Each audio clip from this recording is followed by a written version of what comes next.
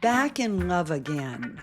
If you don't start dancing with this, I don't think you're still alive. I mean, this thing hits so hard. Thank It was you. really like that. I was just like, After the Well, that's what's supposed to happen, man, you know? that kind of, you just really, to me, even if I didn't know anything about you and weren't such a big fan, I would know that your roots, that you came up listening to this, because it is just, woo, just grabs you. Oh, thank you yeah, very you much. talk about this track, it is just so great.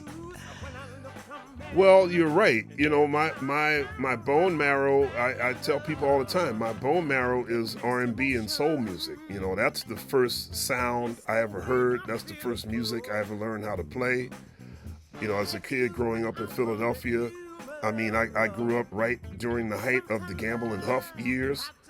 So instead of, you know, John Coltrane and Benny Golson being my first sound was Teddy Pendergrass and Billy Paul, you know. So growing up listening to all this R&B, and I had an uncle who was a promotions and advertising manager for WHAT radio. So I grew up going to all of these R&B and soul shows as a kid, and one of the groups that I loved as a kid was LTD, featuring Jeffrey Osborn.